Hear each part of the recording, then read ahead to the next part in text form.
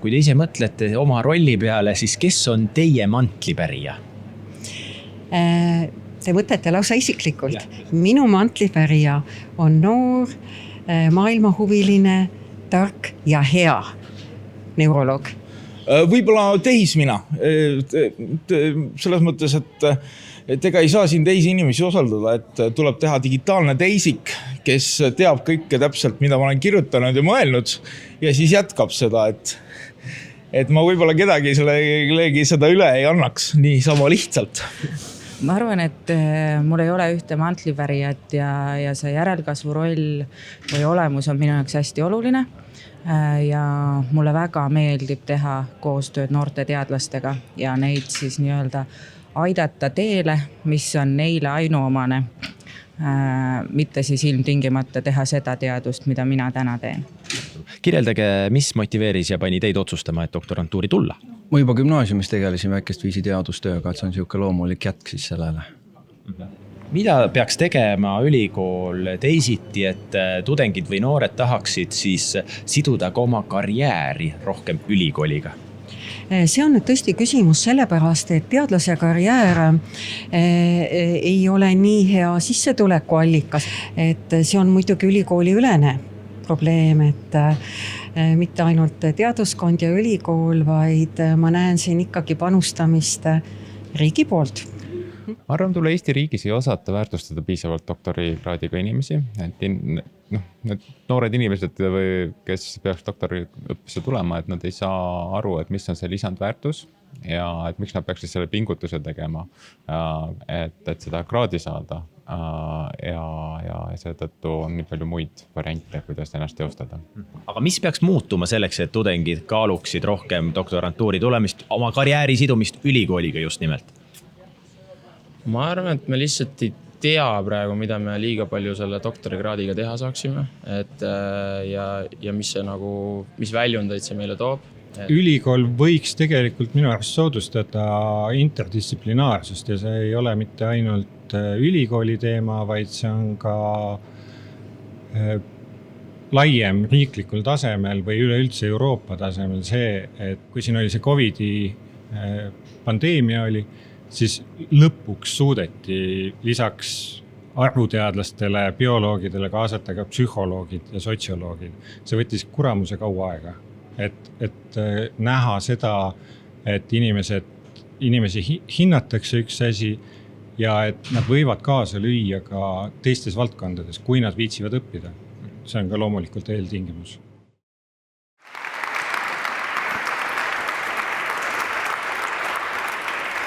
Ja tuletan veel kord meelde, et sellelt QR-koodi taga olevalt leheküljel saate te esitada siis küsimusi ja oma ideid ja küsimusi siin ka panelistide käest kindlasti küsime, aga enne veel, kui nende juurde lähme, ma alustan Beatrice teist, et teie olete tänase arutelu ainus tudeng siin, kes kaasa lööb, et mis motiveerib tegema teadust ja seda, et siduda oma siis tulevikukarjääri akadeemilise siis karjääriga?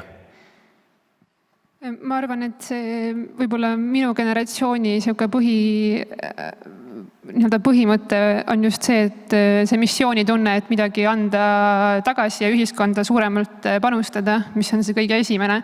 Ma ei taha üldse klišeedes kõneleda, et see päriselt on ka nii, et kui ma räägin oma kaaslastega, siis see suurem ühiskondlik kasu ja see sära veel on olemas, see tahe. Aga teie kujunemisloos on siis ikkagi olnud kogu aeg teadmine, et te lähete selle akadeemilise karjääri peale? No hetkel ma veel õpin arstiteaduskonnas, et nii-öelda see akadeemiline karjäär on veel natukene on veel minna. Aga mul võib-olla ma olen ka alati mõelnud, et kui ma õpin arstiteadust, siis selle sõna sees juba on teadus ja teadus on miski, mis tuleb enne, kui sa oled arst ja see on ka miski, mis hiljem aitab seda valdkonda edasi. Et minu jaoks on nad alati käinud käsikäes minu oma mõtetes ja plaanides. Väga hea. Sander Pajusalu, Teie olete teinud järeldoktorantuuri Yale'i ülikoolis. Milliseks peaks Tartu Ülikool muutuma, et noori siis järeldoktorantuuri järel toetada ja olla nende jaoks siis arvestatav karjäärivalik? Jaa, vaieldamatult ja võtmeküsimus terve ülikooli jaoks ja üldse laiemalt võib-olla Eesti jaoks. Ja ega siin nagu vastust on hästi raske anda, et võib-olla üks selline väike nüanss, kui me nüüd selle Ameerika kogemuse siia kõrvale toome, siis Eestis me oleme hästi kinni ja ärge nüüd valesti mõistke nagu selles üksikisikus, et siin näidati ka graafikuid, et kui palju meil on teadureid, kui palju meil on professoreid, kui palju meil on kaasprofessoreid, aga võib-olla selleks, et väärtustada noore eneseteostust ja seda akadeemilist karjääri, me peaksime stardipunktiks rohkem võtma mitte selle üksikteadlase, vaid töörühma. Ja nüüd minu küsimus on nagu struktuurijuhtidele ja teistele, et kas te oskate öelda oma üksused, mitu uut töörühma on viimase 5 aasta jooksul loodud? Ja võib-olla osad instituudid oskavad sellele väga hästi vastata ja ma arvan, et need instituudid on need, kes saavad väga hästi hakkama ja ongi uuendusmeelsed ja noori toetavad. Aga mis meil tihti on probleemiks, on see, et meil tuuakse küll see noor inimene tagasi või antakse siin nii-öelda õppinud inimesele võimalus ülikooli akadeemilise perega liituda, aga ta ei saavuta oma iseseisvust, ta jääb kuidagi kinni sinna ja ta ei saa nagu täpselt aru, kes ta on, tal võib olla väga uhke tiitel ametinimetusena, aga ta tegelikult ei tunneta enda sellist eneseteostust ja võimekust edasi viia ja kui see oleks tugevam, küll ta siis leiaks ka need doktorandid, meie doktorantide arv kasvaks, meil oleks võimekus palju laiemalt seda asja teha. Et võib-olla selline väike erinevus, et Ameerikas sellele pandi väga palju rõhku, just uued töörühmad, uute töögruppide loomine ja see on, ma arvan, selle teadusmahuka ülikooli see tõeline funktsioneeriv üksus. Dan Bogdanov, Kybernetica aktsiaselts on siis Tartu Ülikooli aktiivne teadmussiirde siis doktorantuuri partner ja otsite ise võimalusi Tartu Ülikooliga siis koostööd teha. No, miks on akadeemiline järelkasv erasektorile oluline? Siin tuleb kohe ausalt ära öelda, et Kybernetica on natuke teistsuguse taustaga. Et ma tahaks, et rohkem oleks selliseid ettevõtteid, kellel oleks sellised lepingud ja ma üritan selle pärast käia ja rääkidagi, et äkki neist tuleks rohkem. Kybernetica 98. aastal, kui 97 asutati ettevõtte Teaduste Akadeemia spin-offina võiks öelda, 98. aastal, kui asutati Tartu andmeturbelabor, tehti see koostöös Tartu Ülikooliga, ühe minu algse esimeste õppejõudude Mati Tombaku allkiri oli all. Tartu Ülikool isegi andis ruumid, et Kybernetica saaks Tartusse teha andmeturbelabori, tulla õpetama asju ja nii edasi. Et meil on see kultuuri sees olnud kogu aeg. Ja mina olen ka mingis mõttes teadmussiirde doktorant. Ma töötasin kogu aja Kyberneticas, kui ma olin doktorantuuris ja sai kuidagi asja. Küll, aga mis juhtus on see, et see doktorantide arv, mida graafikul näidati, see on kasvanud küll, aga mingil hetkel selgus, et nagu neid doktorante, kes võiksid samal ajal ettevõttes töötada, need ei mahu võib-olla sinna graafikule nii hästi ära. Ja siis me pidime hakkama mõtlema, et kuidas nad mahuksid ja siis me leidsimegi sellise kokkuleppe. Ma võin ka pärast rääkida selleks, et miks see oluline on. Ma ei taha mikrit enda käes hoida liiga kaua. Võib selle siiski kohe ära rääkida. Ma siis ütlen, üks asi, mida ülikool teeb super hästi. Ma tahan kohe olla tänulik, ma tahan kiita kõiki, kes te olete Tartu Ülikooli pere. Ma loen ennast natuke Tartu Ülikooli pereks ka, olles siin lõpetanud 3 kõrgharidust. Et see, minul õpetati ka tehisintellekti, kui ma käisin siin Bakas kunagi 2002-2003, eks ole. Ja hiljuti kursavend Jevgeni Kabanoviga, kes on Eestis ka natukene edukas olnud, võib-olla edukam kui mina isegi, arutlesime, et kuidas me nagu toime oleme tulnud nagu tehnoloogia arenguga. Ja ta ütles, et teada ka, et kogu see tehisintellekti värk, mis on suured keelemudelid, algharidus oli olemas. Ma lihtsalt lugesin natuke aega, näppisin veidi ja ma sain aru, mis see umbes on ja kuidas ma seda oma ettevõttes kasutada saan. Ehk siis see ülikooli võime näha ette mingeid asju, lihtsalt eksisteerides ja tehes oma tavapärast protseduuri, see on imeline asi. Seda tuleb hoida, seda tuleb säilitada. Küll aga minu valdkond on krüptograafia, küberturve.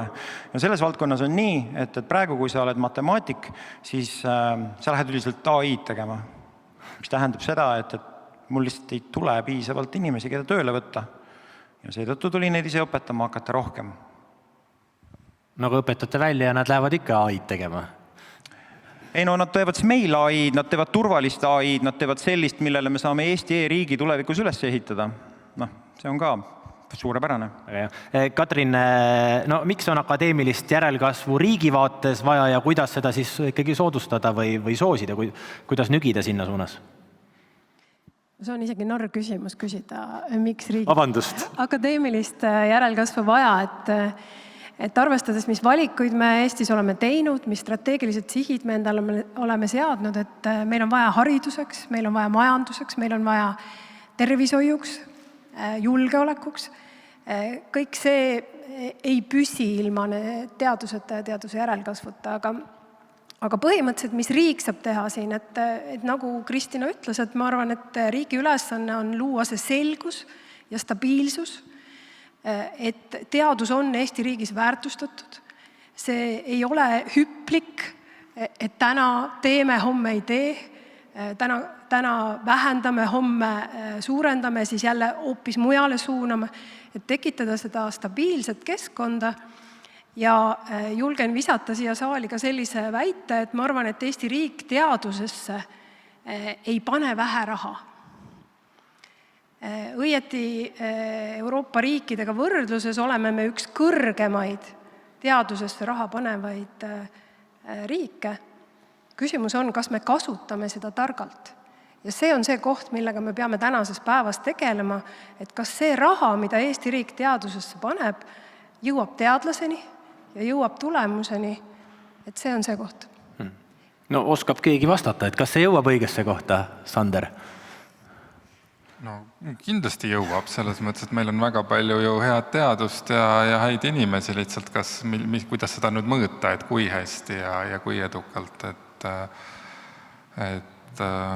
jah, aga lihtsalt me alati maadleme siin Eesti riigis selle protsendi ja absoluutväärtuste skaala nii-öelda mitte kokkusobivusega alati, et vahel meil lihtsalt see, et tervishoius täpselt sama asi, me räägime mingist protsendist, kui palju läheb riigis tervishoidu, eks ole, aga kui me mõtleme, et kui palju tervishoid maksab, siis ta tegelikult maksab riikides mitte protsendi järgi, vaid absoluutühiku järgi, et kui palju me tegelikult suudame rahastada teaduses samamoodi. Dan? Kui Eesti riik jääb kestma, siis on õigesti tehtud kõike. Ja erinevatel aegadel tähendab Eesti riigi kestma ja meil erinevaid asju. Vahel tähendab see seda, et meil on piisavalt eesti keelt rääkivaid inimesi, kes suudavad luua siin kultuuri ja seda, et ühiskond on stabiilne. Aga mingil ajal peab mürske ostma ja siis peab majandus olema. Ehk siis see plastilisus, mulle väga meeldis plastilisus Mari ettekandes, et see plastilisus peab kusagil säilima. Tuleb teha seda asja, mis mingisuguses ajaetapis ühiskonnas vaja on. Siis on see võit nagu käes. Aga kui ikkagi mõelda see karjäärivõimalused ülikoolis, akadeemilise karjäärivõimalused, aga mida on see, mida need inimesed, kes seda karjääri kaaluvad, ikkagi vajavad? On see siis, et see stabiilsus oleks, ma saan aru, aga on see raha, on see kogukond, on see mingisugused võimalused välismaale, mis see on? Beatrice, mis see teie vaates on? Ma võib-olla Sander Pajusalu kõige esimesest mõttest võtaksin selle kaasa, et just see teadusgruppidele keskendumine, et seal ei ole vähem olulisem ka see meeskonna töö ja see töökultuur, mis seal valitseb, mis tänapäeva just nagu noorel inimesel on üheks otsustuskohaks, kas ta läheb siis nii-öelda palgatööle või jääb akadeemiasse, ja seal juures on eriti oluline minu meelest ka just eeskujude olemasolu ja suunamine, et keegi on sinu jaoks niivõrd inspireeriv, et ta ka märkab sinu talenti ja nii-öelda te üheskoos lähete, et see isiklik puude pluss meeskond seal taga, mis loob sellise keskkonna, et ühise eesmärgi nimel töötada, et see tegelikult on nagu lihtne organisatoorne ju kultuuri küsimus ka. Et peab olema ühine eesmärk, mille nimel tööd teha, aga nähakse seda eesmärki seal erasektoris või hoopis mõnes teises ülikoolis ja minnakse hoopis seda teed, et ikkagi, mis on see motivaator, et võt nüüd seda eesmärki lähen saavutama siin. See ei ole küsimus ainult teile, vaid teistele samamoodi, et No ma arvan, et siin see samu, no mida meil akadeemias on, eks ole, meil ongi akadeemiline vabadus, meil on see, et me tahame püüelda nende teemade lahendamiseni, mis meid ennast huvitavad ja me ei tohi nagu seda ära unustada, et see akadeemia annab sulle tegelikult tohutu eelise selle vabaduse näol. Erasektoris sa teed ikkagi pigem seda, mida on vaja teha ja mis tellimus sulle esitatakse, aga siin me saame sellist eneseteostus on ikkagi see võib-olla lihtne sõna, aga väga sügava sisuga sõna ja mulle tundub ka, et võib-olla ma üldse ei taha kuidagi pisendada seda palganumbri olulisust ja finantsstabiilsust, aga mulle tundub, et noored muutuvad hästi kiiresti ja kui tõesti oli siin vahepeal väga selge mentaliteet, et gümnaasium, ülikool ja rikkaks, et siis võib-olla nüüd on nagu rohkem see, et gümnaasium, ülikool ja eneseteostus või et ma tahan midagi saavutada, midagi teha ja ülikoolil on vaieldamatult väga hea positsioon seda keskkonda pakkuda. No aga kui siin eelnevalt rääkisime ökosüsteemist, et mis see on see akadeemilise karjääri ökosüsteem, et kas see süsteem on ühtne ja terviklik või on tegelikult ikkagi probleem selles ka, et on erinevad saarekesed, kus siis toimetatakse? Kes oskab vastata, võib-olla Sander taaskord? No kindlasti on ta igas instituudis erinev, instituudi sees, suuremates instituutis võib ta erinevates osakondades olla täiesti erinev, erialati erinev, mõned erinevused on tingitud juba erialade erinevust iseloomust, eks ole, et kindlasti väga taristu mahukust nõudvad erialad on milleski teistsugused kui need, mida saab nii-öelda rohkem ainult tööjõukuludele üles ehitada ja muud sellised. Aga võib-olla see ei olegi niivõrd nagu, erinevus on ikka põhimõtteliselt hea ka ülikoolis sees, aga tähtis on just see, et me kuidagi käiksime universaalselt kaasas nii ühiskonna vajadustega kui ka eri põlvkondade vajadustega ja ka tõesti kuulaksime noori, et mis nende jaoks on tähtis, et me looksime, et nad siia tuleksid, siia jääksid ja järgmised välja koolitaksid. No ja ettevõtja vaatest, et kas ülikool annab tulevasele siis doktorile vajalikud pädevused, et tal oleksid lisaks akadeemilise karjäärile head karjäärivõimalused ka erasektoris?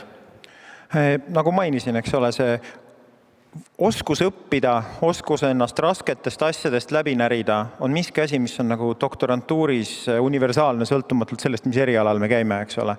Et suutlikkus võtta keeruline teema, võtta see tükkideks lahti, panna see uutmoodi kokku ühiskonna jaoks, olda siis teadusartikli või millegi muuna. Et see on see, mis on mind tohutult aidanud ja enda ümber ma näen inimesi, kellel on samamoodi see olnud, eks ole. Ka ettevõtjate seas, teiste seas, eks ole. Ehk siis see, kas nagu konkreetsed teadusartiklid õnnestub äriks teha, see on keeruline. Ja tunnistan küll, et meile teadlased, kes küberneetikas teadust teevad, nad tihti näevad seda kui lühikest teed ühiskondliku mõjuni. Ehk siis ma teen mingi asja ja näe, siis varsti on sellel asjal kasutajad. No näiteks Smart ID teil taskus on, eks ole, see on ka üks küberneetika teadusartiklitest kunagi. Eks? Ja see ongi see, et nüüd on selle asjal 3,6 miljonit kasutajat, et eneseteostus missugune. Ja mõnedes kohtades on erasektoris võimalik neid asju kiiremini teha. Samas Smart ID artiklil on mingi haledad 50 tsiteeringut. Nii et ma saan aru, see ei küta eriti kirgi, aga 3,6 miljonit kasutajat, neid me kuidagi, jah, tõsi on, akadeemilist vabadus on ka minul strateegias, teadusüksuse strateegias kirjas sees, et tuleb kogu aeg vaadata, tegeleda millegi muuga, aga paraku tuleb ajada ka mingeid selliseid 3-5 aasta perspektiivi eesmärke.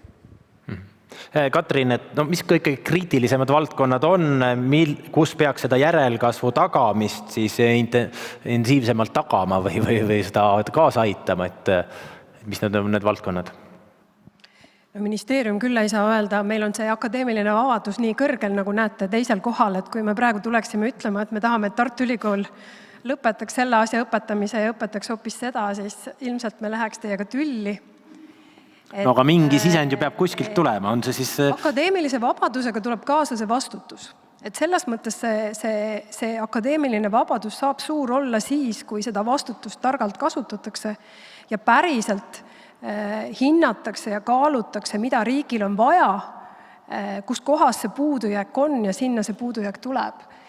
Ja kui nüüd noorte juurde korraks tagasi tulla, siis siis karjääri mõttes mulle tundub, et see üks asi, mis hirmutab noori minema doktorantuuri ja kui nad ei lähe doktorantuuri, siis neist ei saa teadlasi, on see tunnelkarjäär, mille me oleme loonud, et teatud mõttes, kui sa astud doktorantuuri, siis vähemalt on müüt meil ühiskonnas, mida ei ole veel suudetud murda, on see, et see doktorikraadiga inimene on ülekvalifitseeritud paljudele ametikohtadele ja teatud mõttes ka ministeeriumis ise värvates inimesi tuleb tunnistada, me ise ütleme peast täitsa teadlane, teda enam ei saa kasutada millekski muuks. Ta ei suuda millestki muust enam mõelda. Et selles mõttes me peame mõlemalt poolt töötama, mitte ainult, et miks ühiskond ei oota neid doktorikraadiga inimesi, vaid kas me päriselt anname neile doktorikraadiga inimestele minna ka võimaluse minna mujale. Kas need oskused ja pädevused on sellised, et saavad minna ministeeriumisse, erasektorisse, MTÜ-sse ja igal pool on sellest lisaväärtus. Ja nii palju, kui mina olen noortega rääkinud, siis see on noorte jaoks nagu oluline, et kui ma astun doktorantuuri, et see ei ole nii suurte väljumisbarjääridega. Et see ongi minu otsus. Minu tee on akadeemiline karjäär. No ja need on tihti ka üksteist ju vastandavad ka juba sisseastumises või selles mõttes, et ka see teekond ise, et on kas üks või on teine, aga nende nagu ühildamine ja koosmõju, see on see, mida paljud ilmselt, kes lähevad siis olgu see erasektorisse või avalikku sektorisse, tunnetavad ka, et ma võiksin ju tegeleda küll selle kõrvalt, aga kuidas seda ühildada? Ja see suur küsimus ongi, kuidas ühildada? Kes oskab sellele? Ja palun, Beatriis. Ma võtaks võib-olla selle tunneli teemal sõna, et ma olen pikka aeg nagu arsti-üliõpilasseltsi liige ja teaduse töögrupis osaline ja meie üks eesmärke ongi olnud tegelikult nagu utsitada siis rohkem meditsiinitudengeid tegelema teadusega, et me niivõrd ei räägi, et sinust nüüd tuleb akadeemik ja vali nüüd doktorantuur, vaid see tegelikult, mis see eesmärk on just tuua see teadus tudengile lähemale juba väga varajasest vanusest, sellepärast et oma karjääri planeerimine ei hakka siis, kui sa lõpetad magistrikraadi, vaid tegelikult paljude jaoks juba gümnaasiumi ajal, kui sa kaalud erinevaid variante ja samamoodi siis ka doktorantuuri astumine ja võib-olla kõlab nagu veidralt, et me õpime arstiteadust, aga tahame tuua teaduse tudengitele lähemale, aga see tegelikult on hästi müstifitseeritud asi, see teaduse tegemine või teadlaseks olemine, mida ka väga vähesed õppejõud, kes õpetavad ülikoolis, toovad enda puhul välja oma näiteks raja, kuidas nad on üldse saanud lektoriks või õppejõuks või mis sorti teadustöös nad üldse on aktiivsed.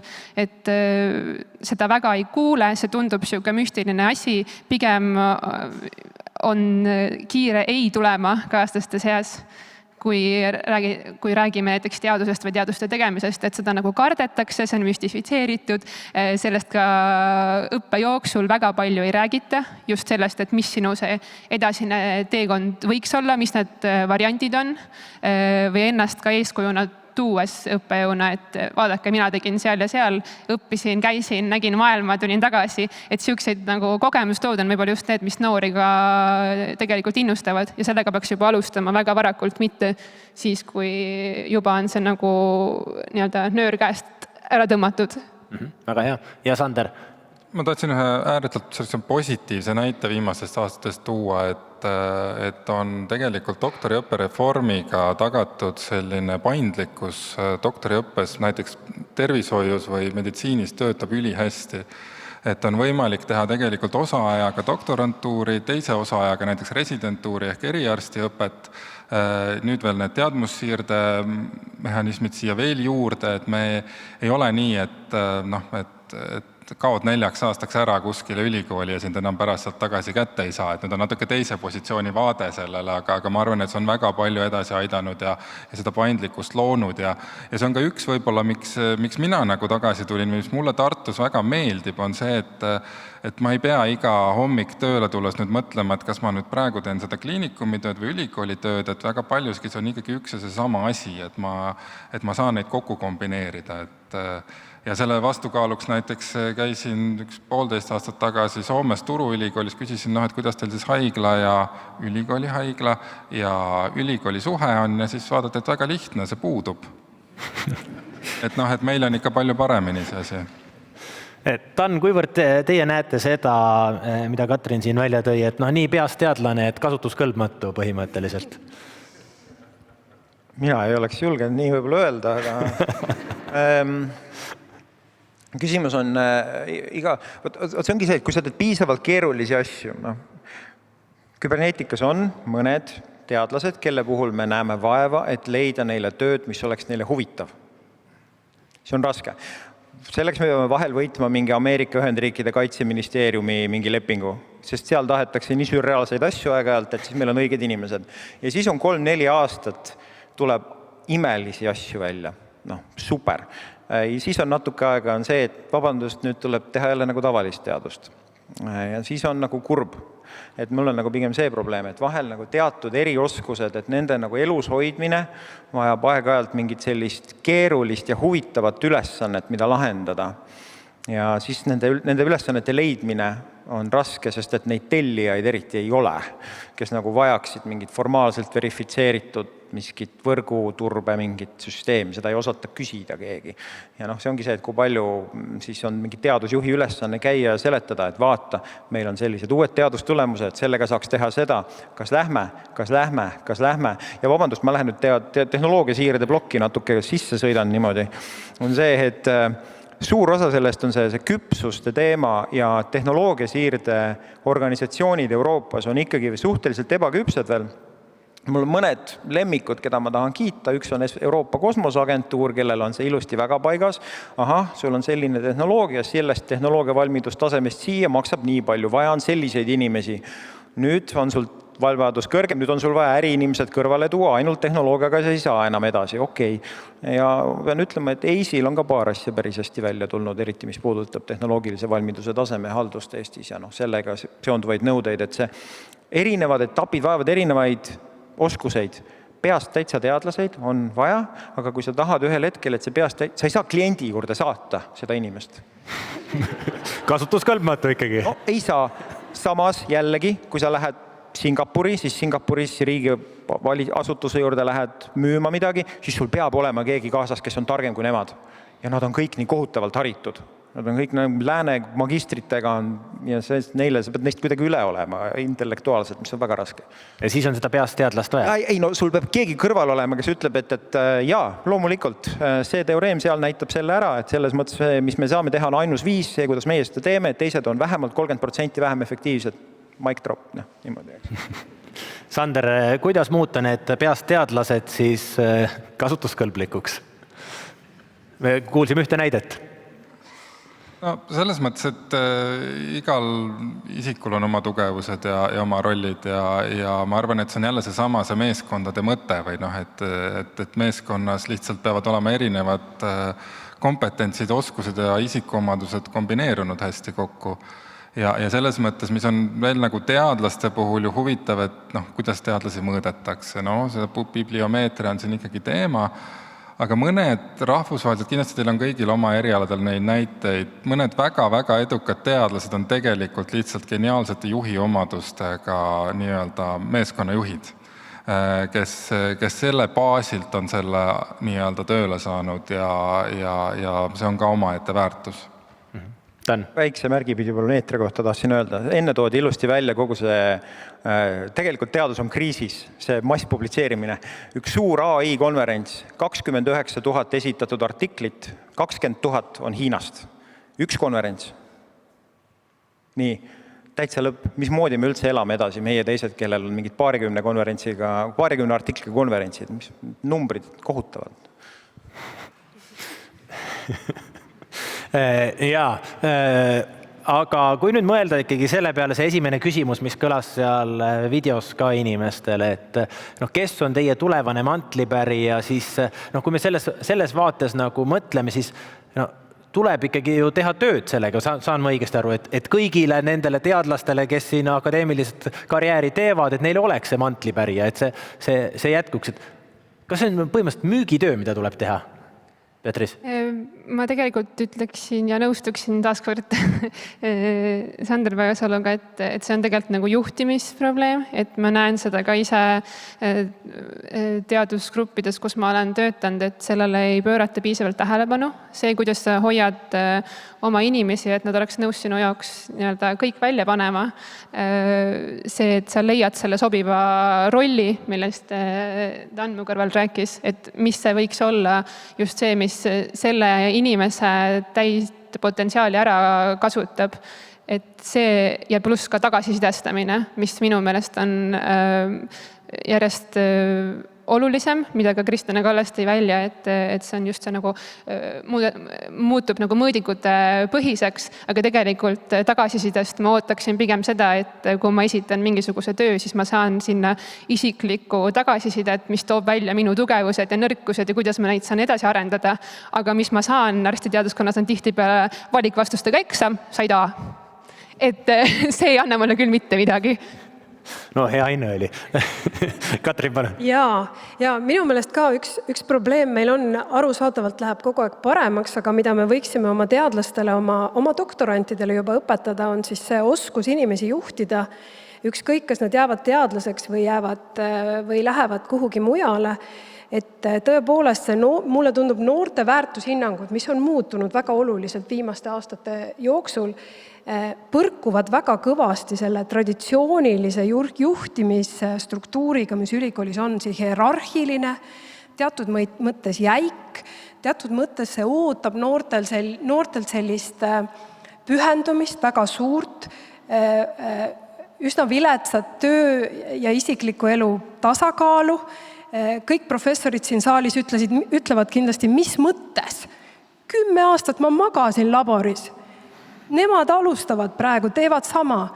Aga kui me mõtleme nende doktorantide struktuurile, mida Mari näitas, meil on naised, meil on emad, meil on hoopis teistsugused noored tänases päevas ja kui me ei kohane oma uurimisrühma juhtimises, oma nõuetes, oma toetuses, mida me suudame noortele pakkuda, siis me jäämegi ilmselt nendest ilma, sest nad lähevad mujale. Vaadake, mida startupid pakuvad, on ju. Need on need samad noored, keda nad jahivad. Ja tuletan meelde, et panelistidele saab esitada küsimusi ja nüüd nende küsimuste juurde me ka liigume, mis on siia juba laekunud ja võtan siit esimese. Üks ammu teada akadeemilise järelekasvuga seotud probleem on doktoriõpingute venimine. Et Eestis võtab doktoriks saamine keskmiselt 5,5 aastat, Ühendkuningriigis keskmiselt 3,4 aastat, 3-4 aastat.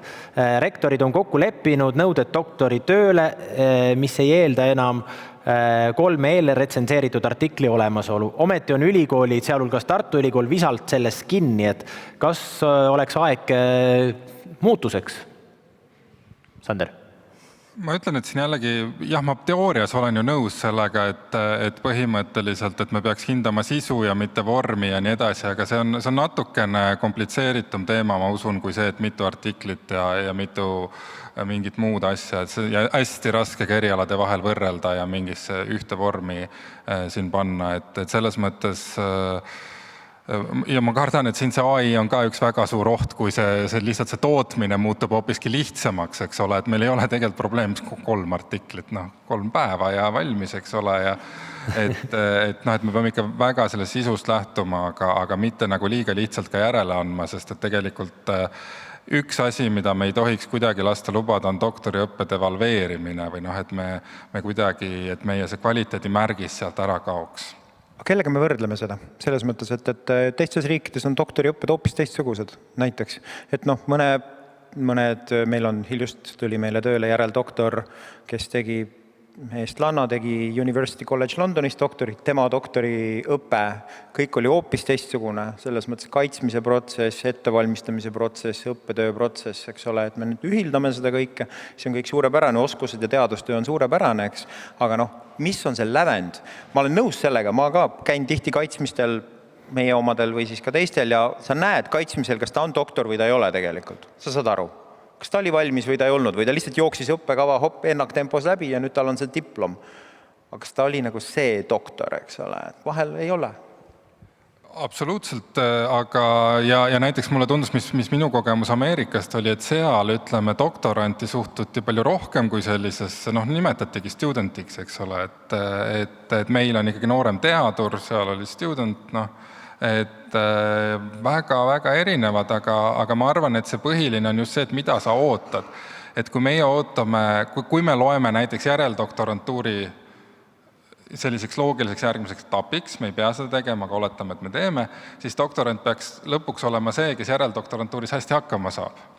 Ehk siis ta täidab need ootused ära, mida talle sealt pannakse. Kui doktorikraadi või doktorandi järgmine etapp on selgelt erasektori töö, siis peaks erasektori käest küsima, et mis on need tingimused, millele ta peab vastama ja see ongi see doktorantuuri lõpptulem. No järgmine küsimus haakub tegelikult sellega ja küsimuse mõte on lühidalt ju selles, et miks üldse seda doktorantuuri tarvis teha, on küsimus TAN-ile, siis konkreetselt väga paljudel firmadel piisab Eesti IT-spetsialistiks saamiseks 3-kuusest IT-koolitusest, isegi kui tulevad eelnevalt koka erialalt näiteks, et miks peaks õppima IT-doktoriks 9 aastat, kui Eestis saab IT-eksperdiks juba 3-kuuse koolitusega ja see sobib ka IT-firmadele? Absoluutselt, mul on väga hea meel nende IT-firmade üle. Selles mõttes, et juhul, kui nad suudavad kuluefektiivselt toota näiteks tarkvara, siis Eesti riigil on probleem, et IT-arendused on kallid. Kui nende 3-kuuste inimestega õnnestub võita riigihankeid odavate hindadega, siis loomulikult, eks ole, see on ärimudel, see on toimiv ärimudel. Nüüd küsimus on selles, et me räägitakse sellest teadmusmahukast ettevõtlusest, ehk siis selles kohas, kus on lisaväärtus, et kas me saame olla odav allhankemaa. Ma ei ole kindel, et me saame olla väga odav allhankemaa, kuigi mitmel pool meid veel endiselt sellesse laatrisse pannakse. Aga te võite vaadata iga kord, kui te loete lehest, et keegi välisfirma pani oma Eesti tehase või tootmise kinni, siis järelikult me ei olnud enam odav allhankemaa. Ja tuleks õppida siis koolis mõned aastad kauem, et ehitada seda järgmist asja, mida siis müüa välismaale. Mida teha selleks, et doktoreid jaguks erasektorile ja avalikule sektorile, mitte ainult ülikoolile? Kes sellele suurele küsimusele oskab vastata? Ikka need samad teadmussiirde doktorantuurid, mis on koostöös ettevõtetega. Et ma ka ise olen ühes projektis osaline hetkel, kus on siis närvikliinik ja füüsikainstituut ja arvutiteaduste instituut ja lisaks ka eraettevõte, mis siis hiljem prooviks selle teadmise teha siis praktikasse panna. Ja täitsa lõpetuseks panelistidele taaskord selline konkreetne küsimus, et palun igal ühel öelda siis üks praktiline idee või samm, mis aitaks akadeemilist järelkasvu Eestis päriselt tugevdada ja tuletan siis siin viibijatele ka meelde, et ka teie saate oma ideid ja ettepanekuid pakkuda välja siis sellelt samalt keskkonnalt, aga Sander, alustame sellest ühest ideest. Ma võib-olla tulen tagasi selle juurde, mis ma alguses rääkisin, et julgeme anda oma sellisele karjääri alustavale doktorikraadiga inimesele, kas siis pärast järeldoktorantuuri või mõttelist ekvivalenti, ikkagi võimekuse ise juhtida inimesi, see ei pea olema suur grupp, see võib olla väga väike grupp, aga me anname talle ka sellise keskkonna jälgimise võimalusega põruda ja väärikalt sealt välja minna, aga veelgi rohkem ma loodan, et me võidame ja meil tuleb palju uusi tugevaid gruppe, kes siis oma järelkasvuga juba tegelevad.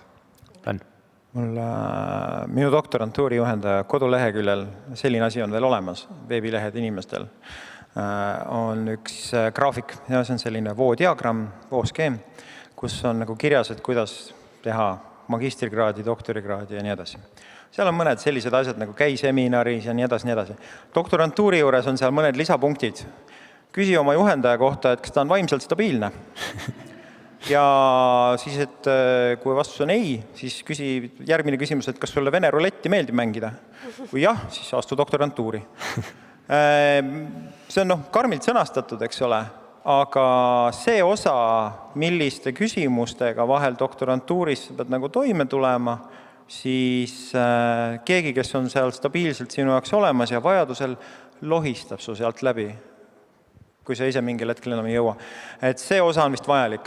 Et see natukene ei ole kooskõlas selle 4-aastase ja lõpetamise nõudega ja kõige sellega, aga vahel on vaja teha seda, et see juhendaja peab olema nagu inimene. Juhul, kui juhendajal on muidugi doktorandikandidaate jalaga segada, nii et ta saab valida ainult kõige ergemaid, siis jumala eest, olgu milline tahes. Aga kui ei ole ja Eesti demograafilises olukorras tihtipeale ei ole, siis inimeste juhtimise ja üle mitme aasta mingil määral emotsiooni haldamise oskus nagu muutub veidi olulisemaks. Aga jah, see on ainult neile teie seast, kellel ei ole piisavalt doktorikandidaate. Beatrice. Minul on niisugune praktiline mõte, et igal tudengil võiks olla oma akadeemiline mentor. Et olles ise varem Edinburgh ülikoolis õppinud, siis selline võimalus või tegelikult oli see kohustus, sest igal õpilasel oli oma akadeemiline mentor ja temaga pidi vähemalt korra või 2 semestri jooksul kohtuma. Ja tegelikult, mis see annab, on see, et me saamegi juba väga varakult hakata kujundama ja panna ka selle noore inimese mõtlema oma karjäärivalikute ja rädade peale ja ka teda nii-öelda innustama siis mingisuguseid otsuseid tegema. Katrin?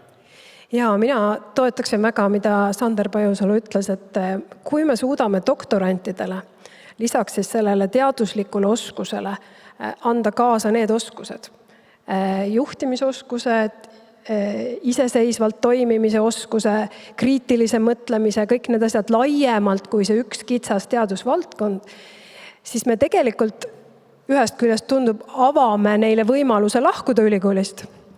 Aga teisest küljest, uskuge mind, rohkem noori eestlasi tuleb doktorantuuri. Ja seda loodame, et neid tuleb rohkem doktorantuuri. Suur aitäh panelistidele selle arutelu eest!